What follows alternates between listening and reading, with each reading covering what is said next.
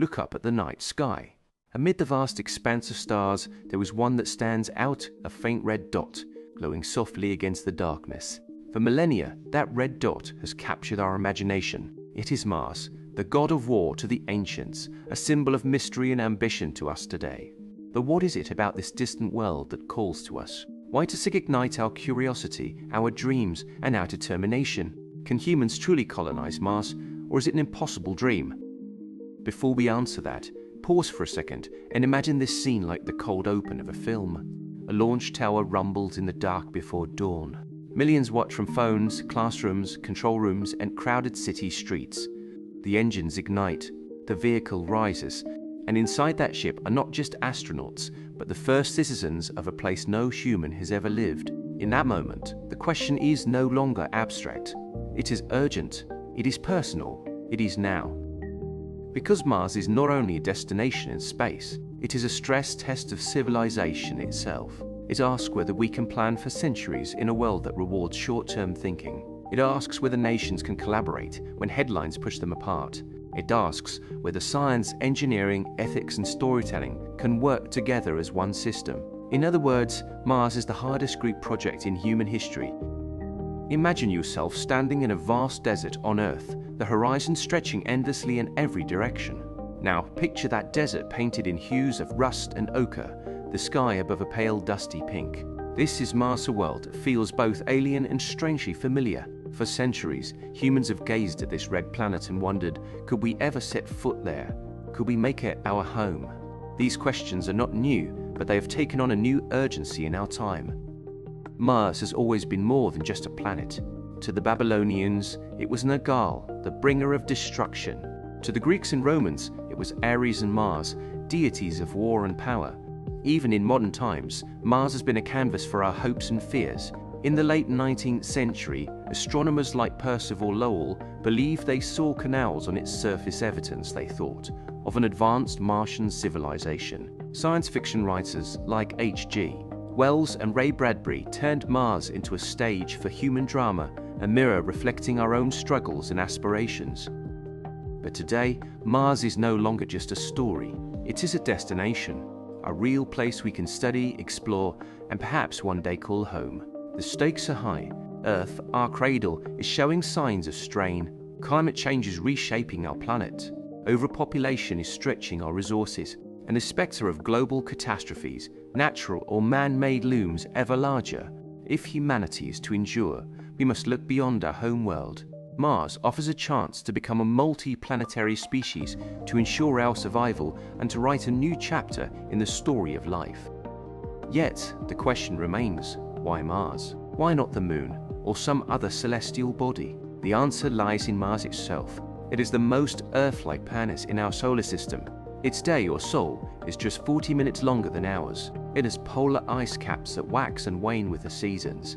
And beneath its rusty surface lies the promise of water, perhaps even the building blocks of life. Mars is close enough to reach, yet far enough to challenge us. It is a world that dares us to dream big, to push the boundaries of what is possible. But dreaming is not enough. To colonize Mars, we must confront the harsh realities of interplanetary life. Mars is a frozen desert with temperatures that can plummet to -80 degrees Fahrenheit. Its atmosphere is thin, composed mostly of carbon dioxide, offering no protection from the sun's radiation. Gravity on Mars is just 38% of Earth's, raising questions about how our bodies would adapt over time. And then there is a journey itself, a 6-month voyage through the void of space, fraught with dangers we are only beginning to understand. Still, the allure of Mars is undeniable. It is a blank slate, a place where we can start anew. It is a challenge that calls to the best in us, our ingenuity, our resilience, our capacity to work together. And it is a reminder that we are explorers at heart, driven by a deep-seated need to go beyond the horizon, to see what lies on the other side. Mars is a world of extremes. Its atmosphere is a whisper compared to Earth's a thin veil of carbon dioxide, less than 1% the density of what we breathe. This means no breathable air, no protection from the sun's radiation, and no buffer against the cold. And cold it is.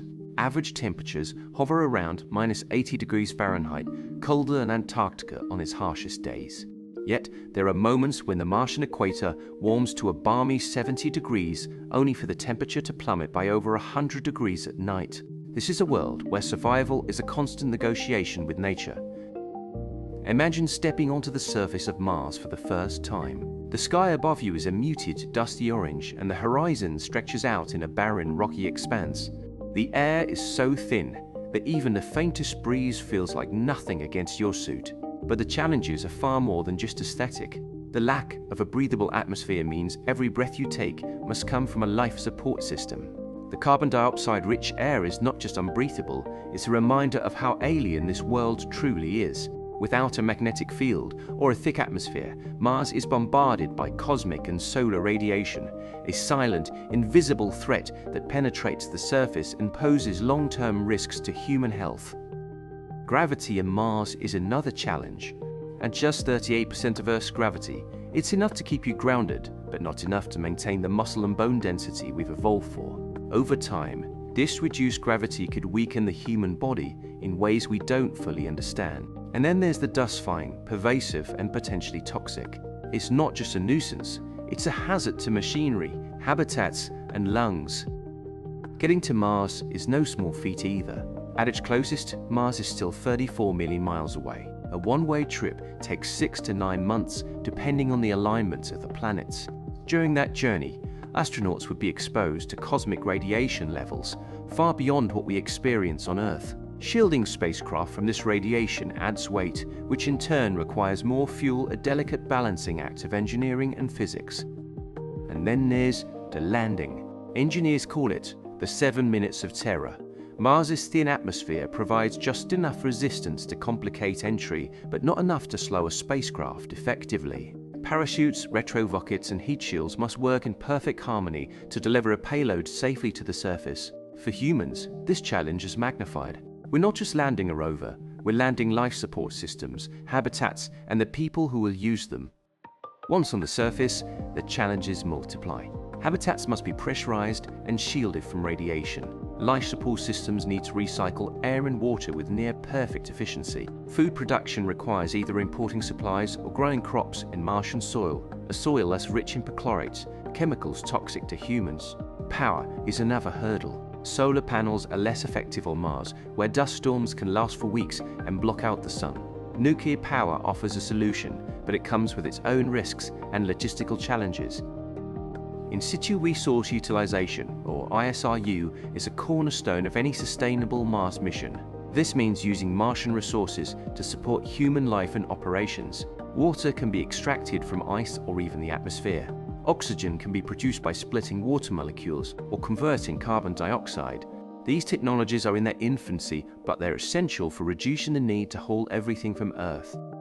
Propulsion systems are another critical piece of the puzzle. Chemical rockets have brought us this far, but they're not efficient for sustained interplanetary travel. Nuclear thermal propulsion and ion drives offer promising alternatives, potentially cutting travel time and reducing fuel requirements. Yet these technologies are still under development, and their implementation carries significant risks.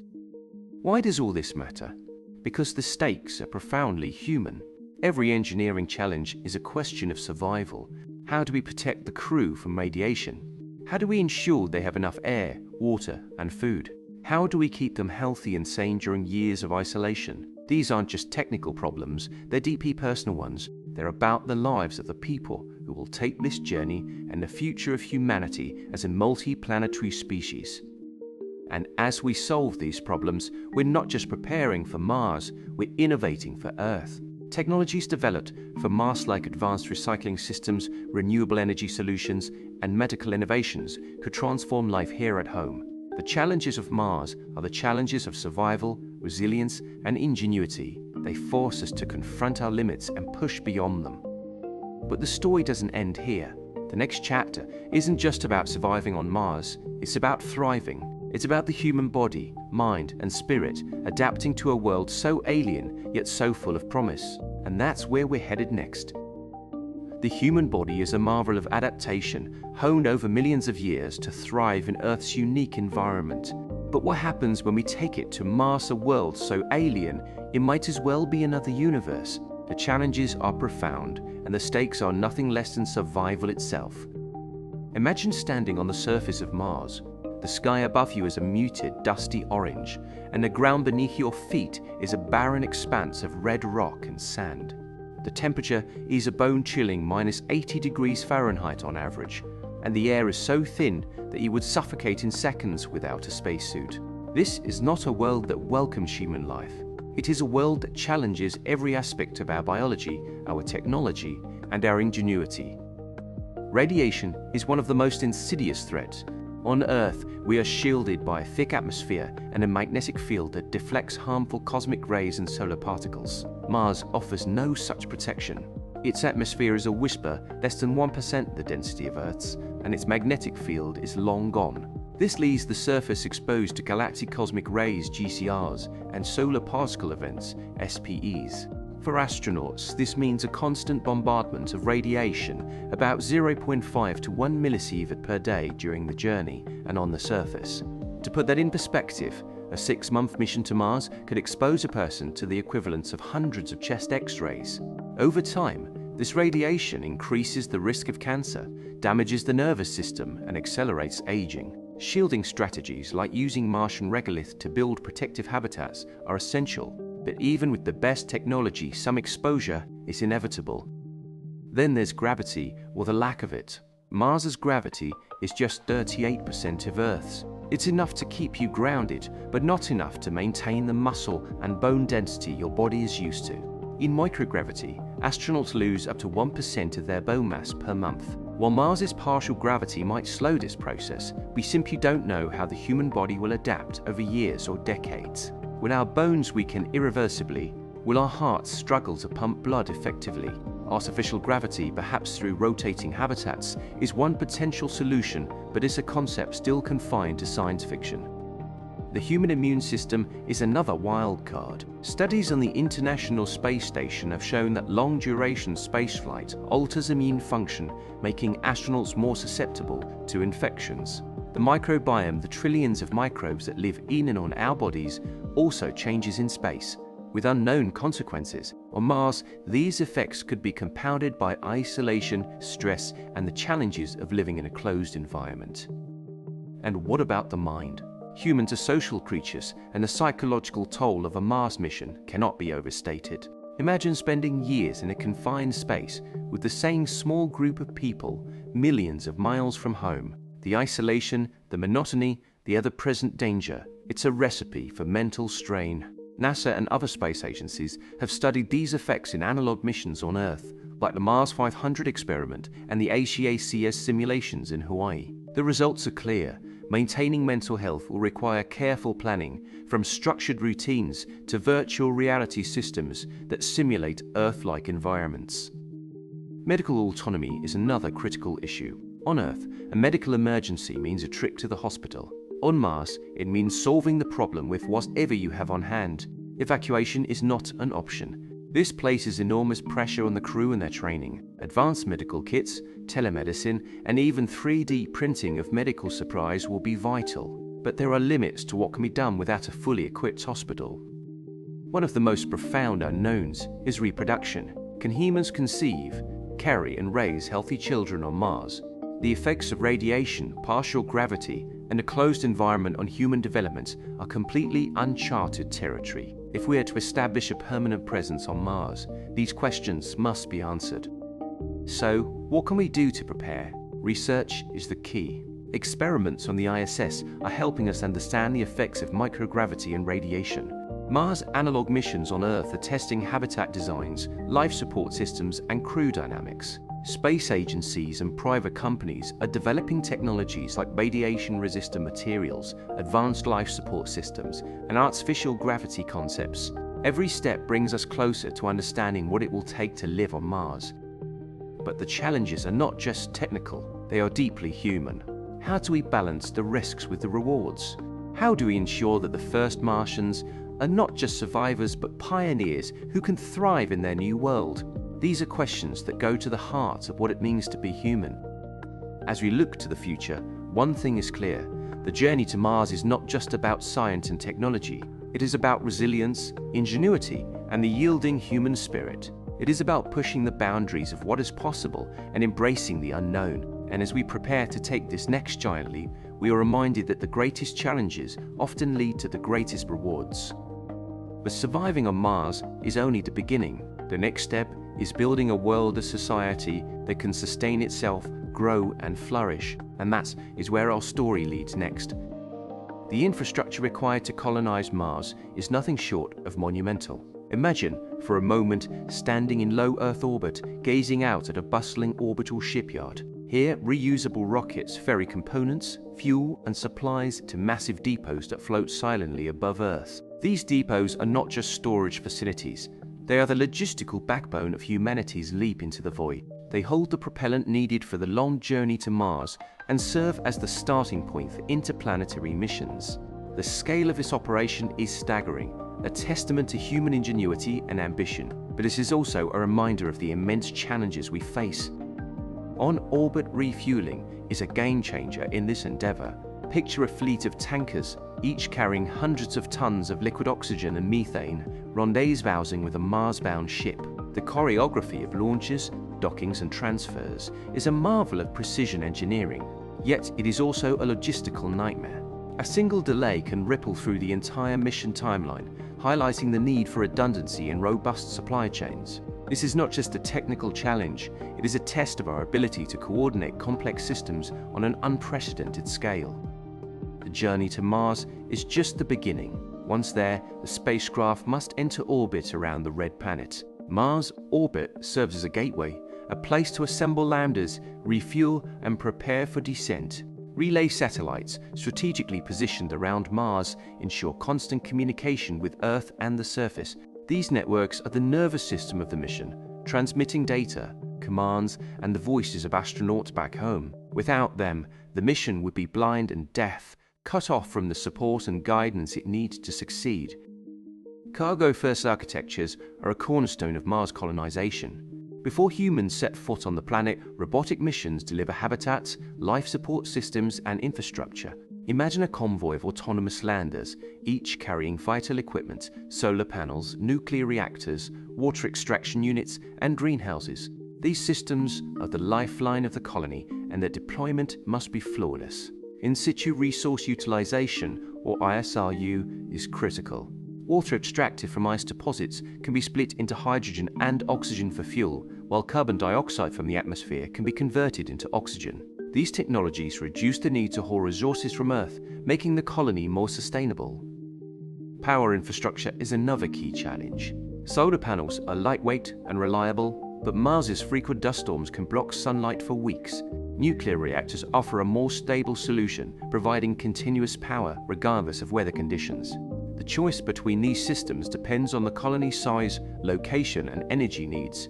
For heavy payloads, entry, descent, and landing EDL strategies must be meticulously planned. Mars's thin atmosphere provides little braking power, requiring a combination of heat shields, parachutes, and retro rockets. The margin for error is razor thin, and every kilogram of payload adds complexity.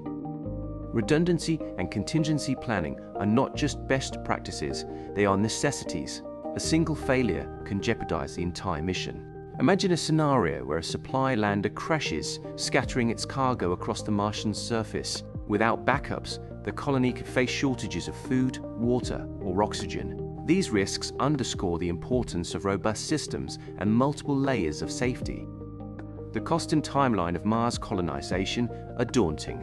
Estimates range from tens to hundreds of billions of dollars, with timelines stretching decades.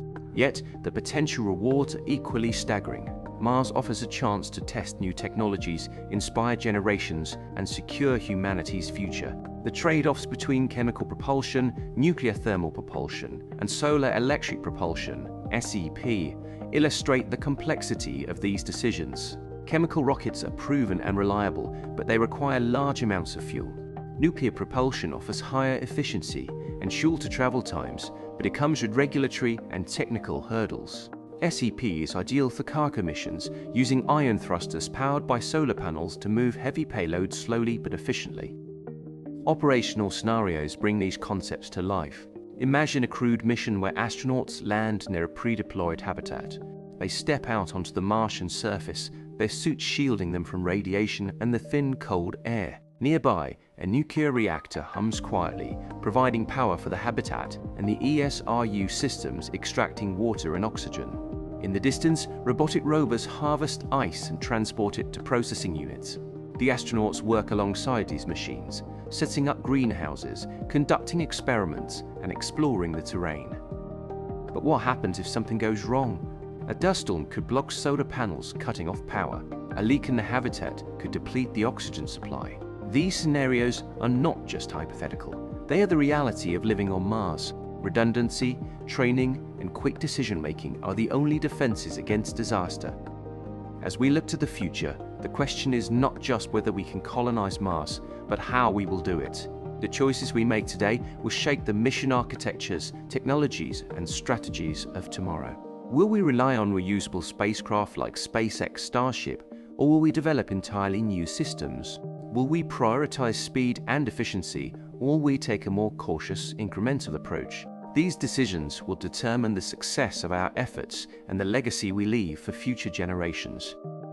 And so, as we prepare to take our first steps on Mars, we must also prepare for the challenges ahead. The journey will be long, the risks great, and the rewards uncertain. But the potential to become a multiplanetary species, to secure our place in the cosmos, is worth the effort. The next act of this story will explore the governance, ethics, and long-term futures of Mars colonization, asking not just how we will get there, but what kind of society we will build when we do. The future of humanity on Mars hinges on more than just technology.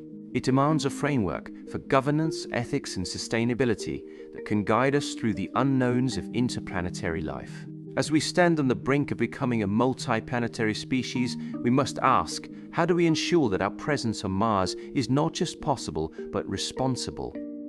Imagine for a moment that you are part of the first wave of settlers on Mars. The airlock hisses as it seals behind you, and you step into a habitat that represents the pinnacle of human engineering. Outside, the Martian landscape stretches endlessly, a barren expanse of red dust and jagged rocks. It is a world untouched by human hands, a place where every decision you make carries weight. Will your actions honor the spirit of exploration, or will they repeat the mistakes of Earth? The first step in answering this question is to consider the legal and policy frameworks that will govern our actions. The Outer Space Treaty of 1967, signed by over 100 nations, declares that celestial bodies, including Mars, are the province of all mankind. It prohibits national appropriation and mandates that space exploration be conducted for the benefit of all humanity. But this treaty, crafted in the early days of the space age, leaves many questions unanswered. Who owns the resources extracted from Mars? Can private companies stake claims, or must they operate under international oversight? These are not just legal dilemmas, they are ethical ones, touching on issues of equity, justice, and the shared heritage of space. To understand the stakes, let us delve into the history of resource exploitation on Earth.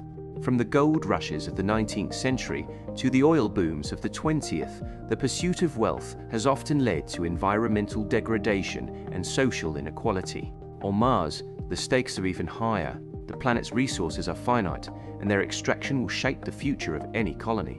Will we establish a system that prioritizes sustainability and fairness, or will we allow the same patterns of exploitation to take root on a new world? Planetary protection is another critical concern. Mars may harbor microbial life, or at least the remnants of it. Our presence could irreversibly contaminate the planet, destroying the very evidence we seek to study. Conversely, Martian microbes, if they exist, could pose unknown risks to human settlers. The ethics of planetary protection demand a careful balance, exploring Mars while preserving its integrity and ensuring that our actions do not close the door on future discoveries. Imagine the moment when a rover uncovers definitive evidence of life on Mars. The scientific community would be electrified, but a discovery would also raise profound ethical questions. Do we have the right to alter a planet that is home to other forms of life, no matter how simple? Or should we prioritize the survival of our species, even if it means reshaping Mars to suit our needs? These questions are not hypothetical. They are the moral dilemmas that will define our presence on the red planet. The ethics of settlement and resource use extend beyond contamination. Mars is a world of limited resources, and every decision we make will have consequences. Should we terraform the planet, altering its environment to suit our needs? Or should we adapt to Mars as it is, minimizing our impact? Terraforming, while a distant prospect, raises profound questions about environmental stewardship. Do we have the right to reshape an entire planet, even if it means creating a second home for humanity? To explore now, first, let's consider the concept of terraforming in detail. The process would involve releasing greenhouse gases to warm the planet, melting polar ice caps to create liquid water, and introducing hardy plants to produce oxygen. It is a vision of transformation on a planetary scale, but it is not without risks. What if the process goes awry, creating an environment that is neither hospitable to humans nor true to Mars's original state? What if the resources required to terraform Mars could be better used to address challenges on Earth? These are the questions that must guide our decisions. Economic and social models for a Martian colony must also be considered. A self-sufficient settlement will require a robust economy, one that can sustain itself without constant resupply from Earth. This means developing industries on Mars, from mining and manufacturing to agriculture and energy production. But how do we ensure that these industries are equitable and sustainable? What social structures will foster cooperation and resilience in an environment where survival depends on unity? Imagine a Martian colony where every individual has a role to play, from engineers maintaining life support systems to farmers growing crops in hydroponic greenhouses. The success of such a colony will depend on its ability to balance individual ambition with collective well-being. Will we create a society that values collaboration and mutual support, or will we allow divisions to undermine our efforts? The answers to these questions will shape the culture of Mars for generations to come. Long-term demographic and cultural questions add another layer of complexity. A Martian colony will not just be a technical achievement, it will be a human society with all the diversity, creativity, and conflict that entails. How will Martian culture evolve, shaped by the challenges of life on another world? What values will guide this new society, and how will they differ from those of Earth? These are questions we cannot fully answer, but we must begin to ask. Imagine the first Martian-born generation, children who have never known Earth. Their perspective will be fundamentally different, shaped by the unique environment of Mars. They will grow up under a pinkish sky, with a horizon that curves more sharply than Earth's. Their culture will be a blend of earthly traditions and new Martian innovations, a testament to humanity's ability to adapt and thrive. What stories will they tell? What art will they create? What dreams will they pursue? These are the seeds of a new chapter in human history. Failure modes and stop-go decision criteria are essential to any Mars mission. What happens if a colony fails? Do we have the means to evacuate, or will settlers be left to fend for themselves? At what point do we decide that the risks outweigh the rewards? These are not just logistical questions, they are moral ones, forcing us to confront the limits of our ambition and the responsibilities we bear. Consider the Apollo 13 mission, a testament to human ingenuity and resilience. When an oxygen tank exploded, the crew and mission control worked tirelessly to bring the astronauts home safely. On Mars, the stakes will be even higher. A failure could mean the loss of an entire colony, a tragedy that would reverberate across the globe. How do we prepare for such scenarios? How do we ensure that the risks we take are calculated and justified? Finally, we must grapple with the existential and philosophical implications of becoming a multi-planetary species. Mars is not just a destination, it is a mirror reflecting our hopes, fears, and aspirations. What does it mean to leave Earth, the only home we have ever known? What does it say about us as a species that we are willing to risk everything to reach another world? These questions have no easy answers, but they are central to the story of Mars colonization. To make this real, let us run a thought experiment, the first 90 days of a permanent Martian settlement. Day 1. Touchdown. Dust blooms around landing legs. The crew does not celebrate for long, because celebration burns oxygen, time, and attention. Their first priority is power. Their second is pressure integrity. Their third is communications. In those first hours, survival is not dramatic, it is procedural. Day 7. Routines emerge. Wake, system checks, suit prep, EV planning, maintenance, science windows, exercise, debrief. On Earth, routine can feel boring. On Mars, routine is life support for the mind. Predictability lowers stress. Structure turns fear into focus. Day 20, the first major equipment anomaly. A valve sticks in a water recycling loop. Nothing explodes. No alarms blare. But everyone understands the stakes. Every liter of water is mission time, food growth, and human health. The team isolates the loop, prints a temporary part, and buys a few days. Improvisation is no longer a heroic exception. It is the operating system of the colony. Day 35, a dust storm rolls in. Outside visibility drops. Solar output declines. Energy budgets tighten. Non-essential systems shut down one by one. A colony on Mars learns to think like a submarine, like a polar station, like a spacecraft that never lands. Energy is not a utility bill. Energy is oxygen, heat, food, and choices. Day 50, the first greenhouse milestone. A tray of leafy greens reaches harvest. Nutritionally, it is modest. Psychologically, it is enormous. Fresh texture, fresh color, fresh smell in an engineered environment of metal and polymer. Morale jumps. The colony has not just consumed supplies from Earth, it has produced life on Mars. Day 68, the first conflict. Not a mutiny, not a meltdown. A disagreement about risk tolerance. One person wants to push farther on an evac-traverse. Another wants stricter margins due to weather uncertainty. This is where governance becomes practical, not theoretical. Written protocols and shared values prevent small tensions from becoming systemic fractures. Day 81, first birthday on Mars for one of the crew members. A tiny celebration packet appears from storage, save for this exact moment. A recorded message from family arrives after a communication delay. Laughter, then silence, then someone stares through a porthole at Earth, their pale point in the black. Colonization is not only engineering hardware, it is emotional infrastructure. Day 90, the settlement is still fragile, still dependent, still one serious failure away from crisis. But it is no longer hypothetical. A chain of competence has been established. A tiny culture has formed. The first chapter of a Martian civilization has begun. And this is where popular imagination often gets it wrong. The defining moments of Mars will not always be giant flags and epic speeches. Many of them will look small. A repaired pump, a successful crop cycle, a fair vote, a shared meal, a calm response to bad data. History is built from these quiet victories. If we do this right, Mars could teach Earth as much as Earth teaches Mars. It could force us to design cleaner closed-loop systems, fairer governance in scarce environments, and new models of global cooperation under pressure. The red planet might become our most distant laboratory for solving our most immediate terrestrial problems. But if we do this poorly, Mars could amplify our worst instincts, extract first, govern later, compete first, commiserate later, expand first, think later. That is why the future of Mars is not just a launch schedule. It is a value system. So when we ask, can humans colonize Mars? We are also asking, what kind of humans will do the colonizing? Will we arrive as conquerors of a hostile frontier or as careful stewards of a new world?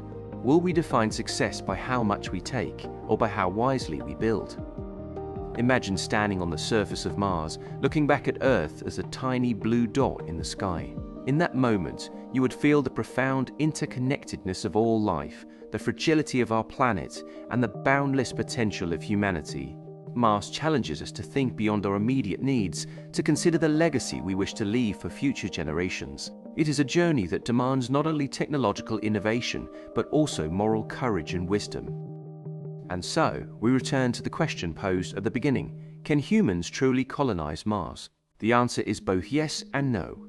Yes, we have the technology, the ingenuity, and the determination to make it possible. But no, we cannot do so without confronting the profound challenges and responsibilities that come with it. Mars is not just a technical challenge, it is a moral one, demanding the best of us as scientists, explorers, and stewards of life.